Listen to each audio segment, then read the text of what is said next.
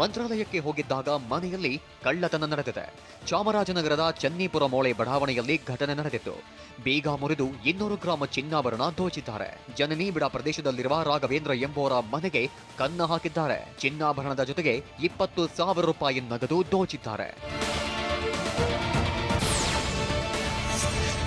ಕೋಲಾರದ ಕೆಜಿಎಫ್ ನಗರಸಭೆ ಅಧಿಕಾರಿಗಳು ಗೋಬಿ ಮಂಚೂರಿ, ಕಬಾಬ್ ಸೆಂಟರ್ಗಳ ಮೇಲೆ ದಾಳಿ ಮಾಡಿದ್ರು. ಸರ್ಕಾರದ ಆದೇಶದಂತೆ ನಿಷೇಧಿತ ಕಲ್ಲರ್ ಬಳಸದಂತೆ ಎಚ್ಚರಿಕೆ ನೀಡಿದ್ರು. ಕಲ್ಲರ್ ಬಳಸಿದ್ದ ಕಬಾಬ್, ಗೋಬಿ ಮಂಚೂರಿ, ಜಿಲೇಬಿ ಸೀಜ್ ಮಾಡಿದ್ರು.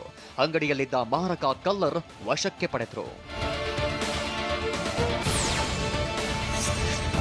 ಶಾಲೆಗೆ ಮಗನನ್ನ ಬಿಡಲು ಹರಿಯುವ ಹೊಳೆ ದಾಟಿಸುವ ವಿಡಿಯೋ ವೈರಲ್ ಆಗಿದೆ.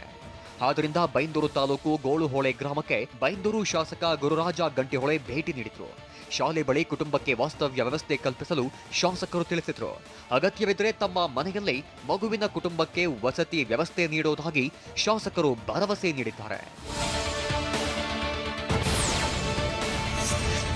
ಪೌರ ಕಾರ್ಮಿಕರಿಗೆ ವಾರಕ್ಕೊಂದು ದಿನ ರಜೆ ಘೋಷಣೆ ಮಾಡಲಾಗಿದೆ. ಇದುವರೆಗೆ ವಾರದಲ್ಲಿ 2 ಬಾರಿ ಅರ್ಧ ದಿನದ ರಜೆ ಇತ್ತು. ಆದ್ರೀಗ ವಾರಕ್ಕೆ 1 ದಿನ ರಜೆ ಘೋಷಿಸಿ ನಗರಾಭಿವೃದ್ಧಿ ಇಲಾಖೆ ಆದೇಶ ಹೊರಡಿಸಿದೆ. ಇನ್ನು ನಿನ್ನೆ ಸಂಸತ್ತಿನಲ್ಲಿ ಘೋಷಣೆ ಕೂಗ್ತಾ ಇದ್ದಂತ ವಿಪಕ್ಷ ಸಂಸದರಿಗೆ ಪ್ರಧಾನಿ ಮೋದಿ ನೀರು ಕುಡಿಸಿದ್ದಾರೆ. ಈ ಸುದ್ದಿಯನ್ನು ನೋಡೋಣ ದೇಶ ವಿದೇಶ ನ್ಯೂಸ್ ಟಾಪ್ 9ನಲ್ಲಿ. ರಾಷ್ಟ್ರಪತಿಗಳ ಭಾಷಣಕ್ಕೆ ವಂದನಾ ನಿರ್ಣಯದ ಮೇಲಿನ 2 ದಿನಗಳ ಚರ್ಚೆಗೆ ಲೋಕಸಭೆಯಲ್ಲಿ ಪ್ರಧಾನಿ ಮೋದಿ ನಿನ್ನೆ ಉತ್ತರ ನೀಡಿದ್ರು. ಈ ವೇಳೆ ಒಂದು ಸ್ವಾರಸ್ಯಕರ ಪ್ರಸಂಗ ನಡೆದಿದೆ.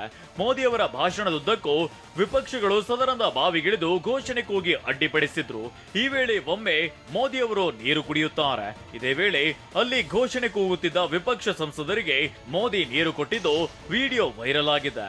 ಒಬ್ಬ ಸಂಸದ ನೀರು ನಿರಾಕರಿಸಿದ್ರೆ ಮತ್ತೊಬ್ಬ ನೀರು ಕುಡಿದು ಮತ್ತೆ ಘೋಷಣೆಯನ್ನ ಕೂಗ್ತಾರೆ.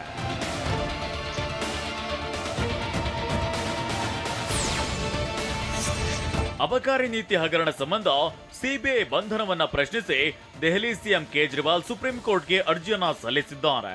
ಈ ಬಗ್ಗೆ ನಿನ್ನೆ ವಿಚಾರಣೆ ನಡೆದಿದ್ದು ಸಿಬಿಐಗೆ ನೋಟಿಸ್ ಜಾರಿ ಮಾಡಲಾಗಿದೆ. ನ್ಯಾಯಮೂರ್ತಿ ನೀನಾ ಬನ್ಸಾಲ್ ಕೃಷ್ಣ ಅವರಿದ್ದ ಪೀಠ ಸಿಬಿಐಗೆ ನೋಟಿಸ್ ಜಾರಿ ಮಾಡಿದ್ದು 7 ದಿನಗಳೊಳಗೆ ಉತ್ತರ ನೀಡುವಂತೆ ಸೂಚಿಸಲಾಗಿದೆ. ಅಲ್ಲದೆ ವಿಚಾರಣೆಯನ್ನ ಜುಲೈ 17ಕ್ಕೆ ಮುಂದೂಡಿದೆ. ಭಾರತದ ಬಾಹ್ಯಾಕಾಶ ಸಂಸ್ಥೆ ಇಸ್ರೋ ನಿನ್ನೆ ಮತ್ತೊಂದು ಮೈಲಿಗಲ್ಲು ಸ್ಥಾಪಿಸಿದೆ.